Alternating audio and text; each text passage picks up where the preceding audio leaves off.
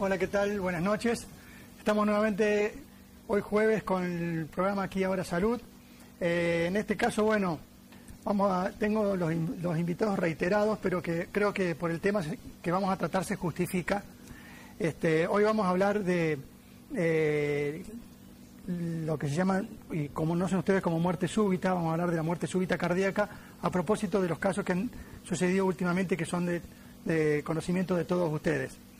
Este es un tema muy importante porque nosotros permanentemente, los médicos, estamos aconsejando a nuestros pacientes y a la comunidad en general que realice actividad física, porque se supone que la actividad física es absolutamente provechosa y va a dominar el pronóstico del paciente.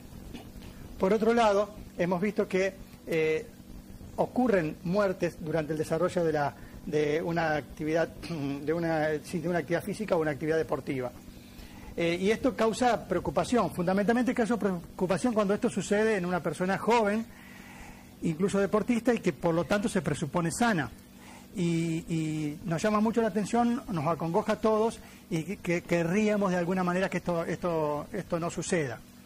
La muerte súbita, que es la muerte, vamos a después a pedirles a nuestros profesionales invitados que nos definan y hablen de ella, pero lo cierto es que es la forma de presentación de muchas enfermedades, y no solamente en la enfermedad a edad joven, de la niñez, la adolescencia o del adulto joven, sino que llega a ser hasta el 50% de algunas cardiopatías que sufre el adulto.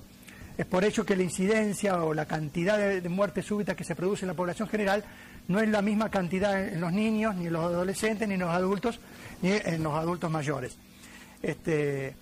Concretamente hoy vamos a tratar de referirnos a lo que pasa en los adolescentes y adultos jóvenes, ¿no? Que es aquella muerte repentina que tanto nos preocupa.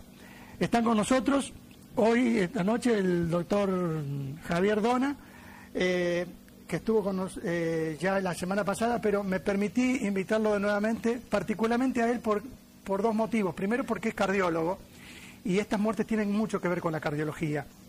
Y segundo, porque ha hecho deporte toda su vida. Digamos que no sé si es profesional, sí, pero sí es profesional.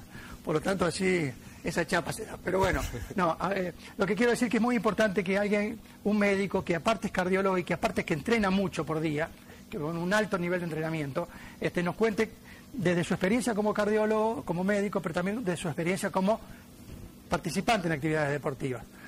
Y también nos hemos invitado, que también lo he invitado recientemente, al doctor Sergio Vidal, que es conocido médico deportólogo de nuestra ciudad, que está permanentemente encima de la gente que entrena, permanentemente haciendo diagnósticos de screen o de preparticipación en actividades deportivas, y que tiene muchísima información que seguramente va a compartir con nosotros. Así que gracias por estar acá y perdón que los haya invitado nuevamente y medio rápido, pero pienso que el tema, no sé si ustedes opinan lo mismo, que es muy importante, ¿no? Sin lugar a dudas, bueno, un poco por el impacto que ha causado mediáticamente, por lo que significa que ocurre.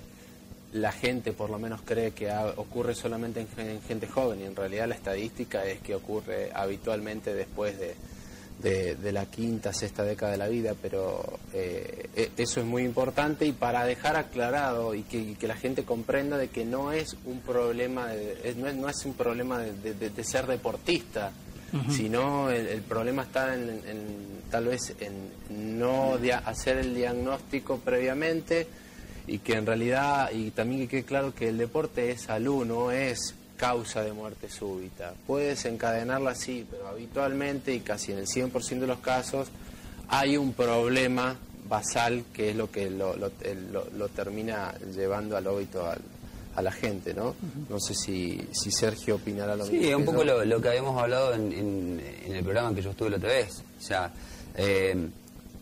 se lo toma como muerte. Llama mucho la atención que sean deportistas, por esto que estamos hablando todos. O sea, haciendo actividad física. O haciendo actividad física. La gente cree o presupone que el deportista es un paciente por el solo hecho de ser deportista sano.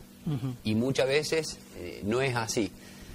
Y lo que decía Javier recién, es decir, no es que el deporte va a ser la condición para sufrir una muerte súbita, sino que tenemos un paciente con una patología ya de base Ya vamos a ver, yo voy a nombrar algunos casos en la historia del deporte, tanto internacional como nacional, de algunos deportistas que a pesar de tener screening, los screenings básicos, no sabían de que tenían una patología cardíaca porque no se pudo detectar con los estudios que se le hizo, y otros que siguieron con la práctica deportiva a sabiendas de que tenían un problema. Tal cual.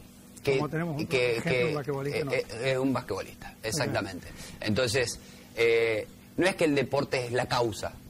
En muchos casos puede colaborar, porque es cierto que el deportista, y sobre todo el deportista de élite, lleva su aparato cardiovascular a una exigencia que una persona no deportista no la lleva. Pero también es cierto, como acaban de aclarar ustedes dos, siempre hay una patología de base. Esto es así. Javier, ¿cómo podemos, para tener en claro de qué hablamos, cuando decimos muerte súbita, ¿a qué nos estamos refiriendo? Para conceptualizarla, para que sea simple, que la gente lo comprenda, podemos decir que muerte súbita es la muerte natural de forma repentina o inesperada, ¿tá? Y, o sea, habitualmente ocurre en forma rápida, pero se la puede definir hasta inclusive que los síntomas comiencen 1 hora antes, y en algunos casos se puede extender hasta 24 horas, pero habitualmente es una muerte natural, de forma repentina, inesperada, y que puede o no haber conocido el paciente la enfermedad. O sea, uno puede saber que la tiene, que tiene un problema que puede causar muerte súbita, pero eso no, si el paciente, bueno, tiene el evento, se lo considera muerte súbita, ¿tá? O sea, algo repentino, inesperado y de forma natural, obviamente, ¿no? Bien. ¿Y qué tan frecuente es esto? Porque nosotros tenemos en estos días la sensación de que es muy frecuente, porque hemos tenido 2 casos en menos de 4 o 5 días. Pero ¿qué tan frecuente es esto en la población general? Hablando un poco lo que decíamos de los deportistas, para que vean que realmente es algo muy raro. O sea, hemos tenido sí 2 casos en Argentina en menos de 10 días, etcétera. La estadística en deportistas, si no mal recuerdo, es aproximadamente de 1 cada 100.000 deportistas por año. Claro. 1 de cada 100.000 deportistas por año. No sé, Sergio, si tenés más o menos. Sí, es más o menos así. Lo que pasa es que también la muestra es como que está un poco viciada. Sí, tal cual. Por el hecho de que hay muchos casos que no están registrados. A ver, yo por ejemplo hoy me puse a revisar estadísticas de muerte súbita, y por ejemplo la FIFA en el 2012 sacó un comunicado a raíz de la muerte bueno, el último gran impacto en el fútbol internacional fue el de Puerta, el español. El chico de España, sí. Bien. La FIFA saca un comunicado donde informa que desde el año 2007 hasta el año 2012, en toda la población FIFA, es decir, de las instituciones que están ligadas a la FIFA, hubo 84 muertes súbitas en futbolistas. Sí. Entonces, si de repente uno lo ve en 5 años, más allá de que la población de FIFA es muy grande, pero también aparentemente 84 jugadores con muerte súbita confirmada y diagnosticada, es un volumen importante. Sí, habría que ver la población, ¿no? Claro, pero te vuelvo a repetir, tenemos, digamos, las muestras, hablar de porcentajes es bastante complicado porque hay muchos casos que no están registrados. A ver, nosotros el año pasado, en el mes de noviembre, diciembre, no recuerdo bien, no era un deportista de élite, pero un deportista recreacional, un adulto joven, acá en San Francisco, se murió después de un partido de fútbol 5. Y por ahí no se enteró nadie. ¿Por qué? Porque no tuvo trascendencia pública. Entonces, en realidad no es algo frecuente y no es algo que debiera alarmarnos. Sí creo que es algo que debe ocuparnos en el sentido de que el hecho de que existan protocolos de exámenes previos, precompetitivos, tanto para deportistas de alto rendimiento como deportistas recreacionales, es una buena ocasión para detectar cosas que en algunos casos, si uno no se hace el examen, pueden pasar desapercibidas. Para poner un poco en contexto, ¿no? Para que se entienda la magnitud de lo que estamos hablando. La muerte súbita en pacientes por debajo de los 35 años, como decía Javier, entre 1 en 100.000 o 1 en 200.000, ¿no es cierto? Ahora, entre 35 años y 60 años o 65 años es 0,5 a 1 por 1000. Y mayor de 65 años es de 17 a 20%. Entonces, para ponerlo en contexto, o sea, ¿cuál es el mayor porcentaje de gente que se muere por muerte súbita? El adulto mayor. El adulto mayor. Del 17 al 20%, contra 1 en 200.000 de las estadísticas, por lo menos la estadística que publican los norteamericanos, que ese otro, me hacía recién, cuando vos hablabas de falta de estadística o subdiagnóstico, fíjate vos que hay 2 estudios muy interesantes en el mundo que para analizar la incidencia de muerte súbita utilizaron las publicaciones deportivas en los diarios, ¿no? Porque recorrieron la historia de los diarios para buscar los casos de muerte súbita, cuando uno debería decir que los tenemos registrados, ¿no? Y me parece que eso es muy importante, lo que vos decías, el subregistro. Pero bueno, nosotros no tenemos registro no tenemos ni el registro del total de cuántos deportistas hay en la Argentina. No. Por ejemplo, vos te pones a ver estadísticas de Estados Unidos y ellos dicen, nosotros tenemos 25 millones de deportistas y tenemos 10 millones de deportistas en el final de la escuela, lo que sería similar a nosotros, el final de la escuela secundaria y el principio de la universidad. Tenemos 10 millones de deportistas. Nosotros no sabemos que en la Argentina cuánto tenemos. No. Por lo tanto, es imposible hablar de incidencia de muerte súbita si no la trasladamos desde otros datos. La pregunta que les quiero hacer también es, sabiendo que la muerte súbita en deportistas se debe fundamentalmente a una enfermedad cardiovascular, pero que esa enfermedad y la muerte súbita en sí misma y la enfermedad que la produce es absolutamente infrecuente, ¿cuáles son las mejores, cuál es la preocupación que tiene que tener un papá común cuando su hijo comienza a hacer deportes? Digo esto, a ver, mi hijo empieza a hacer deportes, ¿qué tengo que saber de mi hijo? ¿Que el pediatra me dijo que estaba sano, alcanza o no alcanza? ¿Que lo tengo que llevar a otro lado? ¿Cuál es la opinión que tienen ustedes con respecto a eso? No sé si se entiende la pregunta. Sí, Sergio, vos trabajás mucho con eso, sí. Lo que pasa es que lo conteste yo puede quedar condicionado porque yo trabajo en eso. Bajo ningún a ver, yo creo que aún existe la discusión, vale la redundancia, si existe la necesidad o no de, por ejemplo, hacer un electrocardiograma de rutina. Hay algunas corrientes que dicen que sí, hay otras corrientes que dicen que no. Esto es una opinión personal en la que podemos diferir tranquilamente. Yo en mi experiencia creo que sí, porque si bien es cierto, la frecuencia en la que hemos detectado patologías por el seguimiento sistemático de los electrocardiogramas no es mucha, pero ha existido.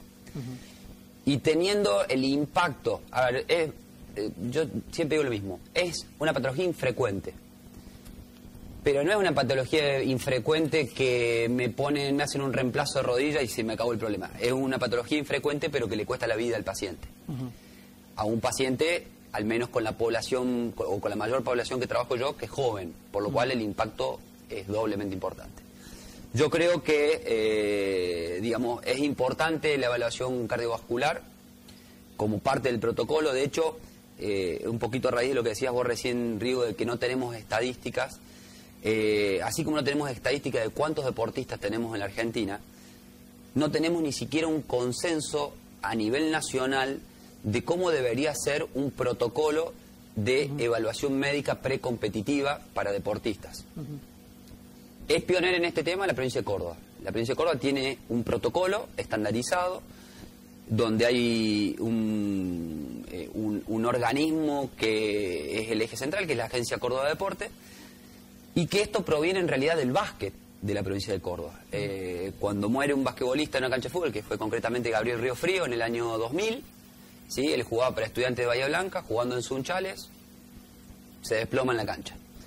Bueno, este deportista ya tenía un diagnóstico previo hecho de un agrandamiento de las paredes del corazón. Estuve leyendo y me sorprendió la medida 25,9. Es severo. Es severísimo. Por ahí nosotros la gente no tiene... Bueno, la normalidad es hasta los 11 milímetros. Él tenía 25,9 y sabían que tenía 25,9. Y había sido revisado por médicos que le habían desaconsejado la práctica deportiva y siguieron tratando de buscar lo que muchas veces nosotros vemos, y probablemente ustedes también lo vean, que el deportista, y hasta inclusive los padres del deportista, en las ansias de que su hijo siga compitiendo, encontrarle el especialista que le diga, quédate tranquilo, tu hijo puede jugar. Sí, eso es muy común. Bueno, en la provincia de Córdoba tenemos el EMAC, que la sigla significa Evaluación Médica para la Mediana y Alta Competencia, donde inclusive en el año 2013 se hizo la última reunión de consenso. Las reuniones de consenso es a donde se invitan para que la gente lo entienda, los especialistas en cada uno de los temas, en traumatología, en cardiología, en neumonología, en pediatría, y ellos discuten sobre cuáles serían los parámetros a evaluar de acuerdo a cada una de las especialidades. El consenso 2013 dice que se debe hacer un electrocardiograma basal, es decir, con el paciente en reposo, todos los años, y que se hace una prueba de esfuerzo, es decir, la prueba que se hace en la bicicleta o en la cinta ergométrica, por primera vez a los 16 años y después cada 5 años, es decir, a los 16, a los 21, a los 26 y a partir de los 31 años, todos los años sistemáticamente.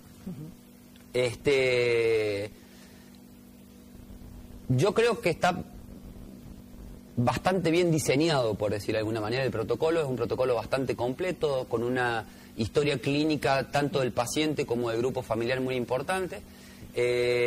Y nos sirve, por ejemplo, para detectar o para tener en cuenta cosas importantes. Es decir, al leer la historia clínica de un chico, por chico que sea, ver que el padre tuvo un agrandamiento de las paredes del corazón, entonces yo a ese chico de rutina y de protocolo sí o sí lo tengo que derivar al cardiólogo para que le haga un ecocardiograma y ver si por una cuestión de herencia no tienen la misma problemática y tenemos que empezar a abrir los ojos. Sí, de hecho, a ver, porque vos hiciste bien en aclarar que uno está de acuerdo o no están de acuerdo. Yo tengo mis reparos por la utilización del electrocardiograma en la evaluación física precompetitiva, aunque casi que estoy convencido que hay que hacerlo. Estoy hablando del electrocardiograma, no del ecocardiograma, el electrocardiograma. Y para poner en contexto lo que decía el doctor Vidal, que algunos sí y otros no, hoy por hoy las guías norteamericanas de evaluación precompetitiva en los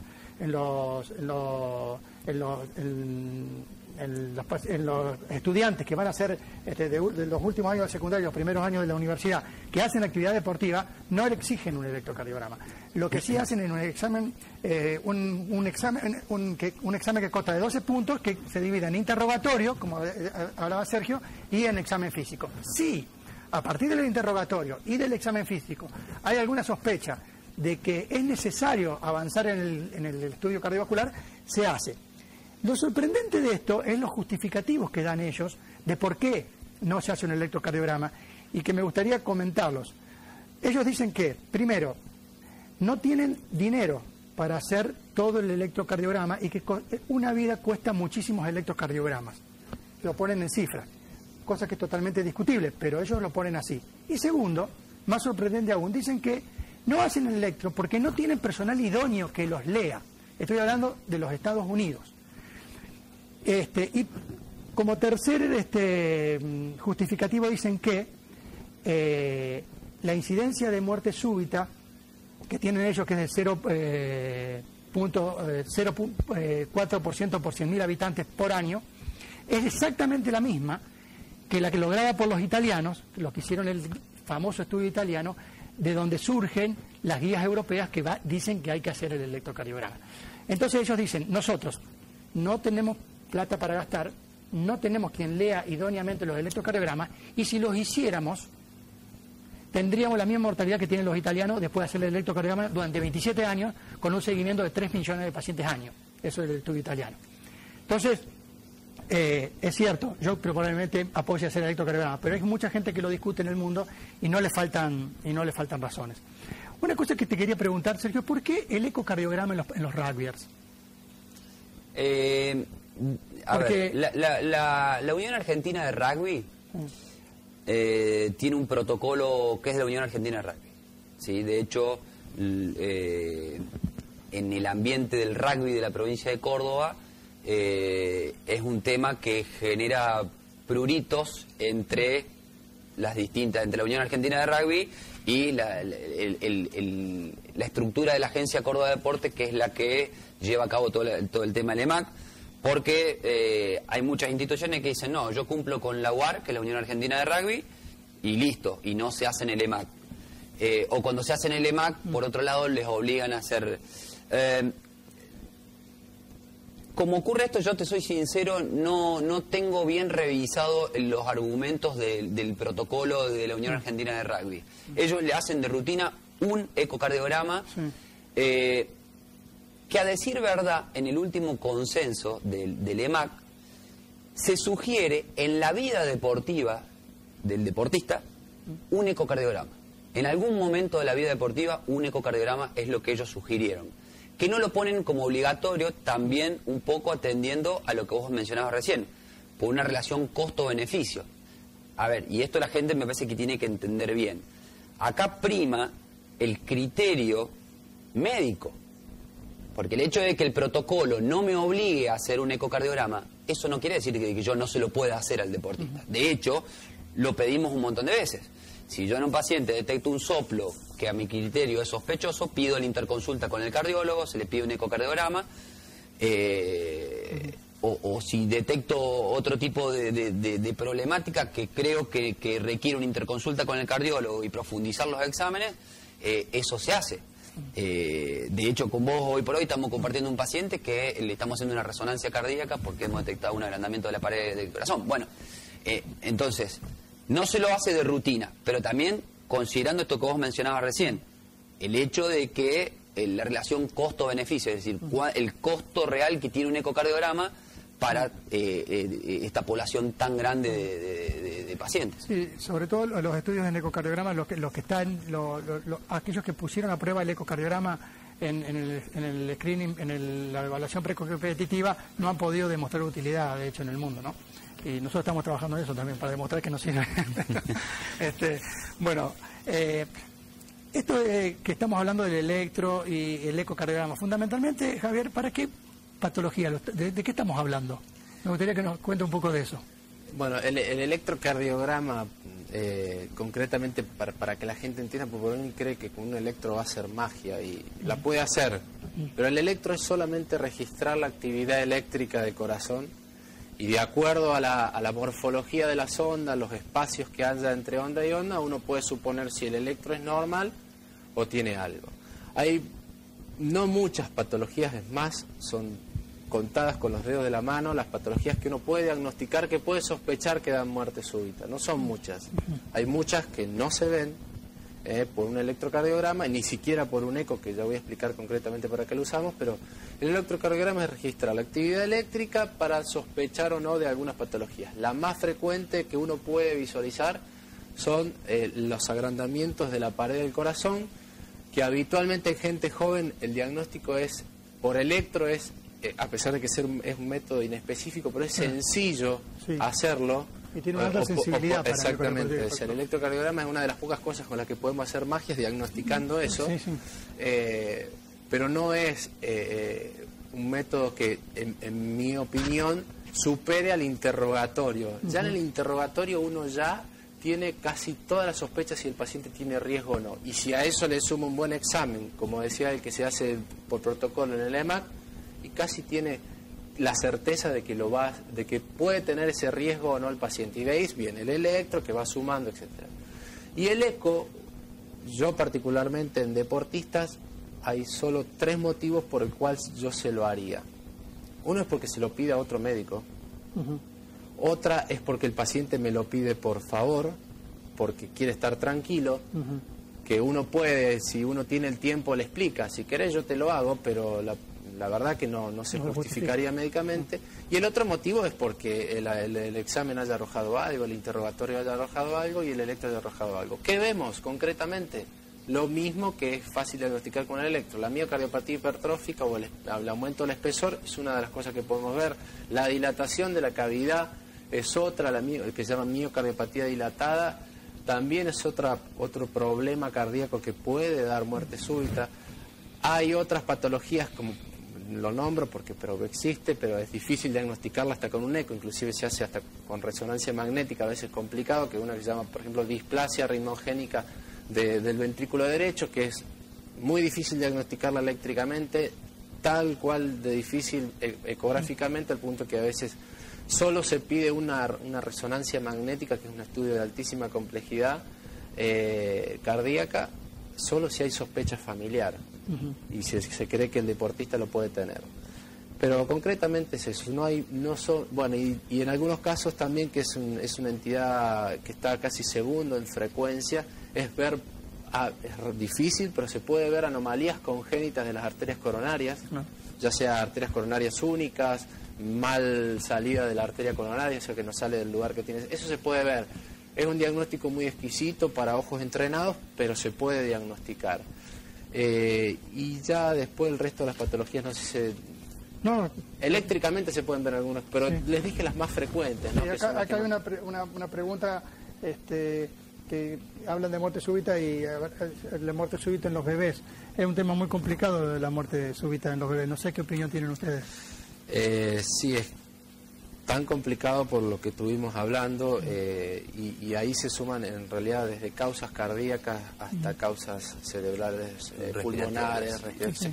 O sea, hay muchísimas causas y por ahí no son tanto, tienen la frecuencia, el problema del corazón como en los adultos jóvenes como los adultos mayores. Algunas estadísticas dicen que con respecto a la muerte súbita en los bebés, aquellos que no tienen un diagnóstico presuntivo evidente, generalmente se debe a una causa rítmica, a una canalopatía, que es una enfermedad que altera cómo se comportan los iones entrando y saliendo de la célula, y eso termina produciendo arritmia. Probablemente esa sea la causa fundamental de la muerte súbita, que no tienen diagnóstico, lo que llaman las canalopatías.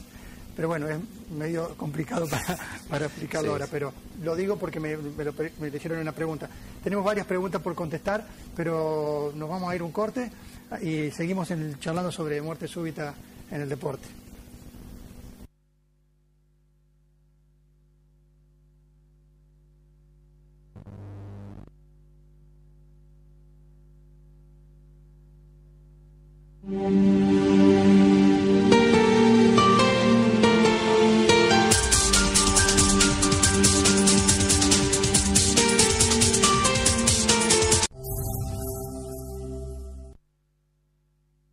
A los cordobeses. El domingo 90.000 pesos en líneas fueron para Córdoba Capital, a Barrio Cabo Farina y 1 de Mayo y Guineazú.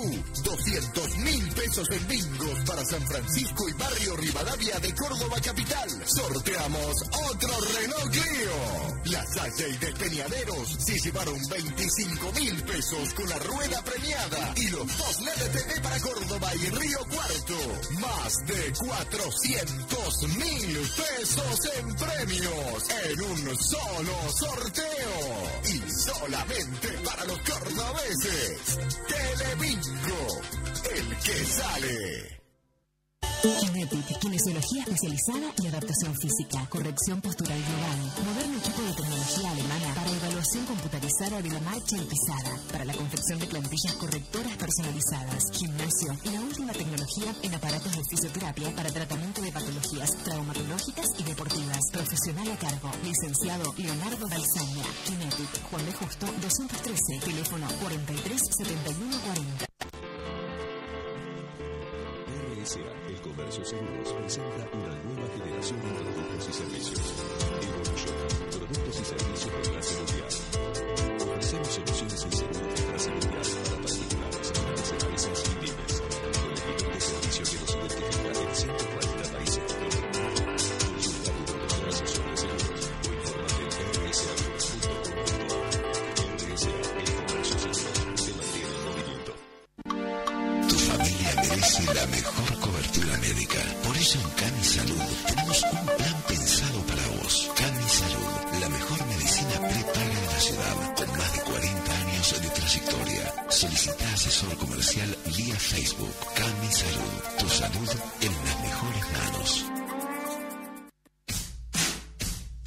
Kevinston. Nueva colección. Kevinston. Nuevas tendencias. Kevinston. La nueva pasión. Kevinston. Nueva temporada. Kevinston. 25 de mayo 1984, San Francisco. Pyme Nación es la tarjeta de crédito del Banco Nación, creada para las pymes argentinas. Cuente con la tasa más conveniente y un mayor poder de negociación, porque con Pyme Nación puede abonar hasta en un año de plazo y su proveedor cobra a las 72 horas. Solicite su tarjeta en nuestras sucursales. Pyme Nación, un crédito flexible.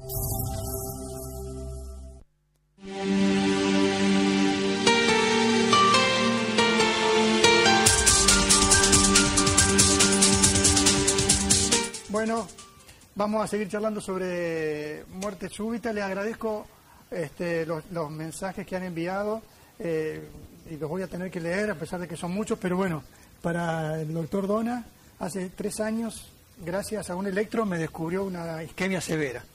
Lo saluda Juancito Lovera. Saludos, Juan. Y también un agradecimiento por haber atendido a mi madre, postrada de manera gratuita y desinteresada, Adriana Costa. No la tenía. Sí. Bien. Y esta es una pregunta. A los 40 años tuve una fibrilación auricular. Es interesante esto por la edad. Tuve una fibrilación auricular, 120, 140 pulsaciones. Escribí acá durante 48 horas en terapia al borde de la cardioversión. Luego me hicieron una ecocardíaca, dio normal, tomo una aspirina por día y aquí ando.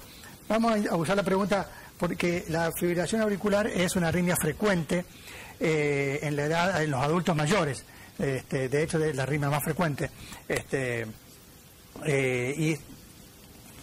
Tiene mucho que ver con la degeneración del sistema de conducción cardíaco, pero no es muy común que un paciente joven tenga una fibrilación auricular.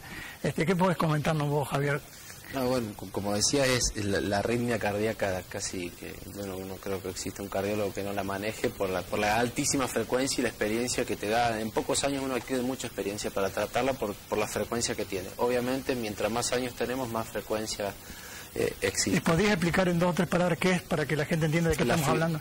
La fibrilación auricular concretamente es una arritmia que se produce en 2 cavidades del corazón que se llaman aurículas y que consiste en la falta de, digamos, hay una alteración eléctrica que produce una alteración mecánica de la aurícula. En vez de contraerse uniformemente, las fibras musculares se contraen desorganizadamente, para que entiendan, pero todo a causa de un problema eléctrico, ¿no? Puede ser que sea un problema muscular, pero es un problema eléctrico que conlleva a una desorganización, la contracción. El principal síntoma que produce habitualmente es palpitaciones, puede haber otros que mareos, que sofocos, que sensaciones de vacío, que dolor de pecho, falta de aire, pero lo más frecuente habitualmente y mucho más en jóvenes es solamente la palpitación. ¿Producido por qué? Porque el corazón, como al contraerse desorganizadamente, esa parte, no todo el corazón, esa parte se contrae desorganizadamente a alta frecuencia, que va entre los 300 a 600 por minuto, cuando habitualmente lo hace a 70 o 150 o 180, cuando uno puede estar haciendo un esfuerzo muy intenso. Por suerte el corazón tiene un sistema que frena muchos latidos y deja pasar algunos nada más, pero así todo, no la totalidad, y por ende la frecuencia cardíaca aumenta. Yendo un poco al tema de hoy, no está descrito como una causa directa de muerte súbita. Sí es cierto que en un corazón enfermo, y muy enfermo habitualmente, puede producir una arritmia maligna, distinta a la fibrilación auricular. Es raro, pero lo puede hacer. Tiene un corazón muy enfermo, como dijiste vos. Él dice que toma aspirina y lo más probable es que esté tomando aspirina porque tiene un corazón sano. Claro.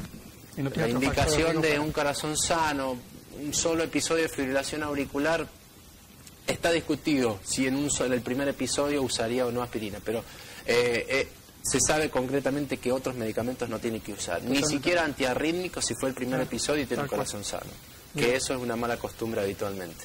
Sí, y él pregunta, ¿qué necesito controlar y qué riesgos presento? No para que le contestes individualmente, pero un paciente de 40 años que ha tenido un episodio arrítmico, digamos leve, no muy importante, y solamente ha tenido eso y no lo ha repetido, ¿qué controles tiene que tener o qué estudios se tiene que hacer? No, en realidad sí, le repito, primero tendrá que haber visto por qué tuvo el episodio. A veces hay algunas cosas puntuales que son los desencadenantes. Uno soluciona esas cosas y por ende la posibilidad de volver a tenerlas son bastante bajas. Sí es cierto que tiene más riesgo con el paso de las décadas de volver a tenerlo. Pero habría que ver que no haya sido por algún desorden hormonal, alguna medicación que esté tomando algún esfuerzo que haya estado haciendo. Existe la fibrilación auricular desencadenada por el ejercicio no habitual, es rara pero existe. Y la recomendación es que si tiene un médico que lo conoce, no hace falta que lo consulte cada 6 meses, solamente si ve que tiene el síntoma que tuvo inicialmente, le dura más de 15, 20 minutos, obviamente que si se siente mal en los primeros minutos que consulte rápido, pero si no tiene síntomas, no es necesario concurrir asiduamente al médico. Ni mucho menos otros estudios para hacerlo. Sí, no te puedo decir una vez al año, 2 veces al año, porque eso no está estipulado. Pero sí que debe controlarse normalmente. Como cualquier otro paciente. Exactamente. Y retomar la vida normalmente. O sea, y prevenirse la enfermedad aterosclerótica, que eso le va a traer más problemas que la fibrilación auricular que tuvo. Bueno, acá hay varias preguntas para hacerles. Y yo no sirvo por un entrevistador porque las quiero contestar yo, pero se las voy a trasladar a ustedes. ¿Dónde está? Un oyente dice esto. ¿No sería esto un llamado de atención para aquellos padres que al inicio de la actividad escolar solicitan a su médico un certificado para cumplimentar una exigencia administrativa y la cual debería ser un compromiso asumido por la institución educativa? No sé si entiendo bien. Nos está diciendo de que ella piensa de que esto es una llamada de atención para aquellos padres que solamente quieren cumplimentar el certificado, más allá de la revisación o no de su hijo, para cumplimentar con la institución educativa. Yo tengo mi opinión al respecto, pero voy a esperar a ver si coincidimos. A ver, yo creo que esto es una cuestión cultural. No se trata solamente del padre, ni de la institución educativa o deportiva, en el caso que sea. Cuando uno está en el ambiente de la práctica deportiva, ve un abanico de actitudes. Instituciones deportivas que lo único que le interesa es que exista un médico que firme para tener los jugadores a disposición, independientemente de si le hizo bien o no le hizo bien el examen médico.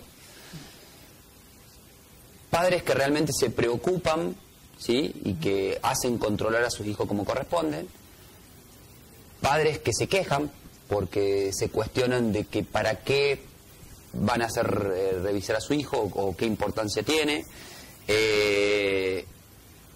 O sea, tenemos todo, pero es una cuestión cultural. Esto es como el cinturón de seguridad. ¿Por qué lo usamos? Porque me van a poner una multa, no porque en realidad creamos que no, tengo que usar Entonces es una cuestión cultural. Yo creo que esto es una responsabilidad de todos. En la provincia de Córdoba concretamente tenemos una ley provincial, o sea, el EMAC es una ley. Y sabemos a ciencia cierta que en un sinnúmero de instituciones o de ligas no se aplica. Entonces esto depende, por un lado, de la liga, que no se ajusta a la ley. Por otro lado, del Estado, que no controla que la ley se cumpla. ¿Sí? Y ahí tenemos una cadena, una catarata de cosas que digamos que todos tendríamos que tratar de cumplir con el rol que a cada uno le corresponde para hacer las cosas bien. Sí. De todas maneras, mira, con respecto a lo que tenemos una ley, yo creo que primero, cuando se definen las reglamentaciones y demás, hay que definir también los medios. Y nosotros acá en Córdoba tenemos un problema de medios, porque está la ley, y la ley muchas veces no se cumple porque no están los medios. Si el Estado se pone en padre y obliga, tiene que ponerse también en quien pone los recursos.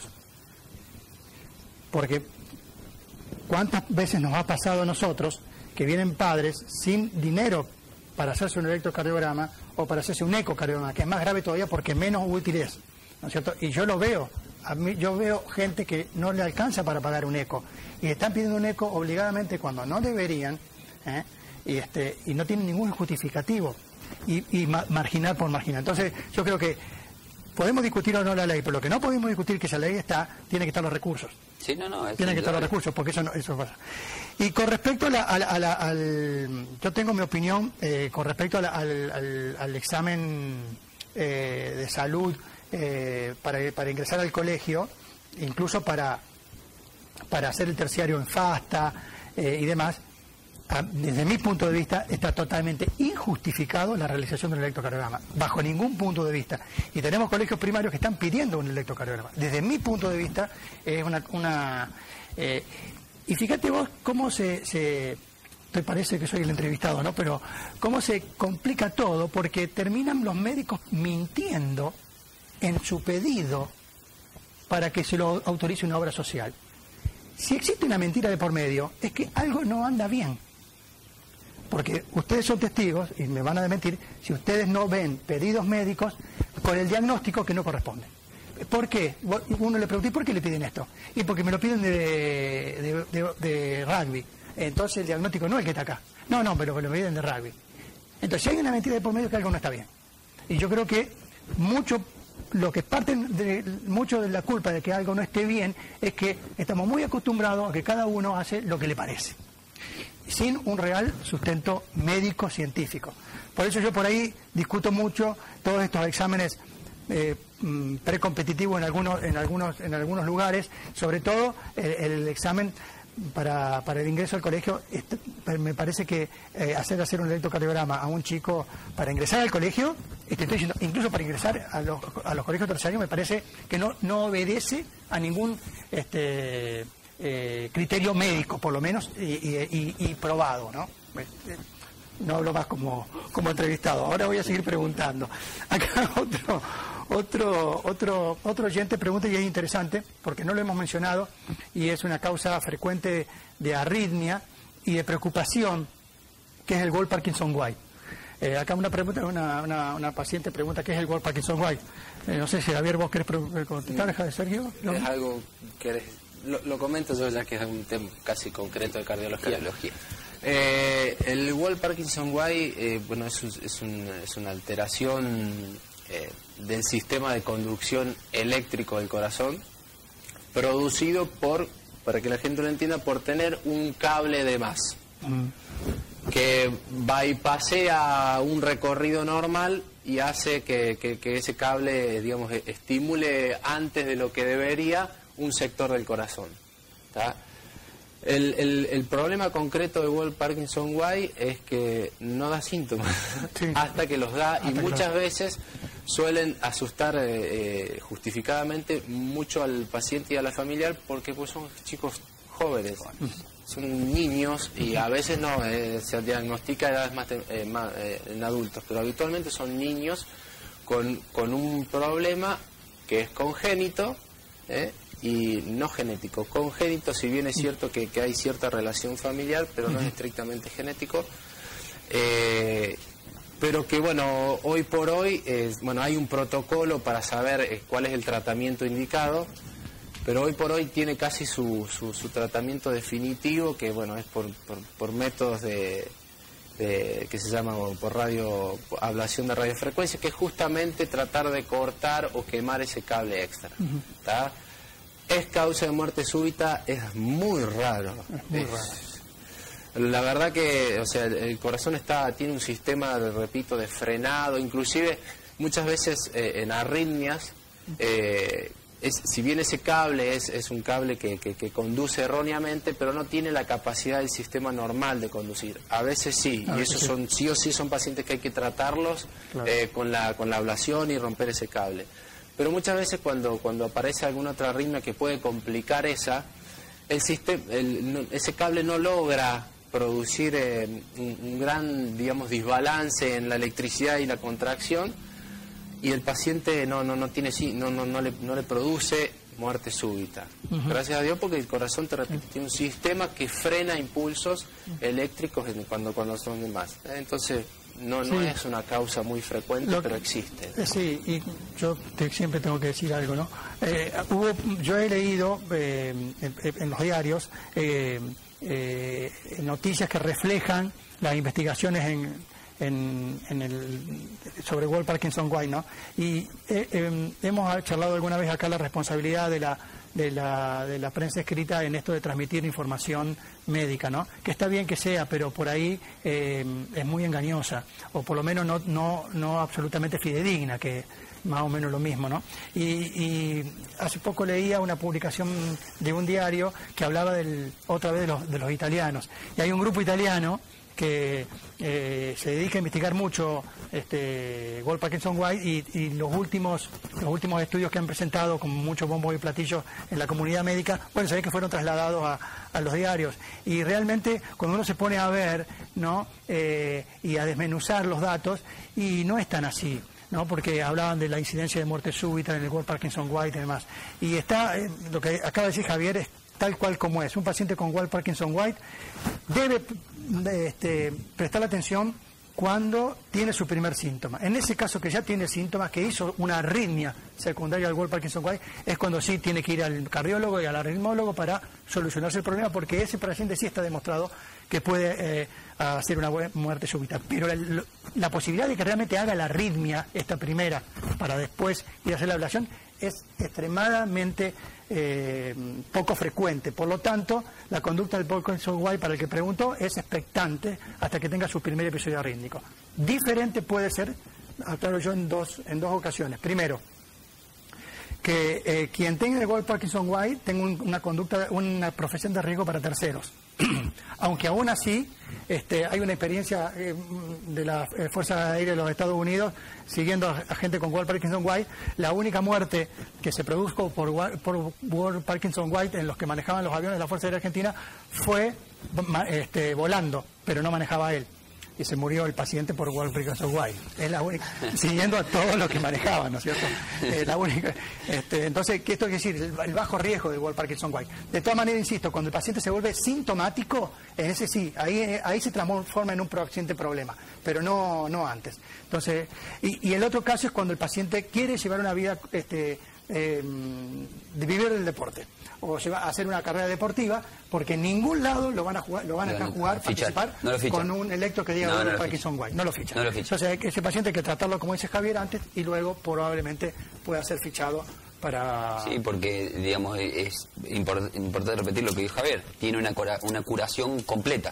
Sí. Se hace la ablación y el corazón queda... Y con muy bajo riesgo para el paciente. Sobre todo, bueno, hay algunos, depende de donde usted sabía que dice Javier, hay algunas que son las menos frecuentes, que son complicadas porque pueden producir un bloqueo, pero las otras, la de izquierda o la derecha, son de muy bajo riesgo para el paciente. Pero me pareció perfecto lo que dijiste, Javier, son de muy, muy bajo riesgo los pacientes con Wolff Parkinson White hasta que tengan sus síntomas, ¿no? Pero cuando que tengan sus síntomas también es extremadamente raro. No sé si querés decir alguna otra cosa. No, concretamente, que ya la patología es rara. Sí. Yo creo que con eso ya sería suficiente como para que se entienda de que... Bueno, acá hay una pregunta que vamos a contestar para Javier, ya está llegada la respuesta, pero mi nena de 8 años hace gimnasia competitiva y le pidieron solo el control, pero no un electro. ¿Está bien? Muy bueno el programa, gracias. Javier, Sergio.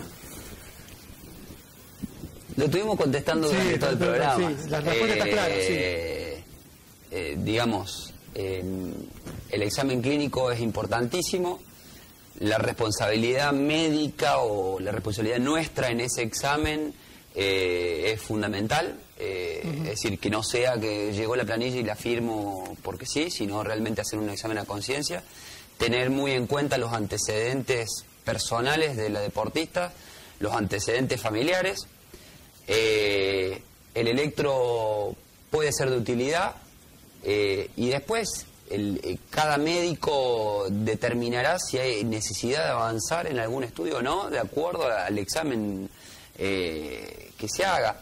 Muchas veces, y creo que con alguna lógica, es como que a los papás le preocupa solamente el electro en el examen precompetitivo. Y si bien es cierto, es importante, por lo que estuvimos hablando a lo largo de todo el programa, hay un sinnúmero de cuestiones que también son importantes. Es decir, en un examen precompetitivo bien hecho, uno detecta un montón de cosas que tienen que ver con la salud del deportista y que por ahí, porque no tienen el impacto que tiene la cuestión cardíaca o la cuestión cerebral, es como que no le dan importancia. A ver, En un deportista tiene mucha importancia hacer un correcto examen articular, muscular, la boca. Los dientes, a ver, fundamental. Hay chicos que le ponemos no apto hasta que asistan al odontólogo y se hagan arreglar. Y los padres, ¿qué tiene que ver el fútbol, el básquet, el rugby, el patín con las caries? Bueno, entonces uno tiene que empezar a explicarle, en primer lugar, que no es un examen solamente para decir está apto o no apto para la práctica deportiva. En segundo lugar, ¿sí?, es que las afecciones odontológicas ya está totalmente comprobado científicamente que tienen impacto a nivel muscular, sobre todo. Bueno, sería empezar a explicar cosas que no tienen que ver con el programa, pero a ver, el deportista no es solamente un corazón. Es importante hacer un examen cardiovascular como corresponde, cumplir con los protocolos, pero es importante hacer una evaluación. No tenemos un corazón, tenemos un paciente que además del corazón tiene un montón de otras estructuras que también tienen que ser evaluadas. Sí, a mí yo tengo la impresión que en este tema de la evaluación precompetitiva nos estamos olvidando un eslabón que es el pediatra, ¿no? Yo, desde mi postura es, con respecto incluso a esta pregunta, bueno, sería discutible el nivel de entrenamiento que tiene esta niñita, ¿no es cierto? El nivel de competencia. A ver, hoy por hoy, por ejemplo, para jugar a las bochas te piden un EMAC en la provincia de Córdoba. Y vos haces exactamente por protocolo, porque tenés que cumplir con un protocolo, la misma evaluación por ahí para un jugador de fútbol profesional. Claro. En donde las exigencias son totalmente distintas. ¿Tá? Y por ahí te pasa, a ver, yo estoy en este momento en un club que participa en la Liga Regional de Fútbol y que tiene una división que participa en AFA. ¿Sí? La división que participa en AFA, que en teoría requiere de un nivel de exigencia mucho mayor que el que participa en la Liga Regional, simplemente te piden que firmes una planilla donde vos ponés apto o no apto. Y el que participa en la Liga Regional te piden que cumplas con todo el protocolo como corresponde. Entonces, volvemos un poquito a lo que vos mencionabas recién, Rigo, por ahí a las incongruencias de todo esto. Sí, yo quería volver a lo que estaba diciendo, vos encaraste con la parte de la exigencia física. Yo estoy absolutamente convencido que un chico para ingresar al colegio o para hacer la actividad física del colegio, incluso una actividad física un poco mayor a la del colegio, si alguna vez se pusieran las pilas en el colegio y hicieran las cosas, la actividad física que tienen que hacer. Es el otro punto. Claro, es el punto. Incluso para ese tipo de actividades que uno como padre pretendería que tengan 1 hora de actividad física diaria, y buena actividad física. Incluso yo soy partidario que en ese caso no necesitarían un electrocardiograma. Y esto quiero reforzar. Para mí, la opinión del pediatra, que conoce al chico desde el que nació, y lo ha seguido siempre, y le conoce todas sus enfermedades, es el primero que tiene que decir, este chico puede ir al colegio, puede hacer actividad física, puede hacer, sin necesidad de ningún otro tipo que se nos meta por el medio. Esa es mi opinión. Quizás cuando si existe un nivel de competitividad mayor, como esta chica que hace gimnasia competitiva, muy probablemente sí necesita una valoración un poco más especializada, y coincido con vos en eso, y no únicamente cardiovascular, ¿no es cierto? Como bien lo dijiste. Bueno, lamentablemente ya me hicieron señas de que nos tenemos que ir. Yo le agradezco mucho, sé que lo molesté en 15 días 2 veces, pero me parece que eran las personas idóneas para estar acá, y les agradezco mucho, sinceramente. Y a ustedes también por participar del programa. Espero que les haya servido y que haya por lo menos sacado algunos temores, ¿no? Con respecto a este tema tan problemático como es la muerte súbita en el deporte. Bueno, si Dios quiere nos vemos el jueves que viene. Chao, hasta luego.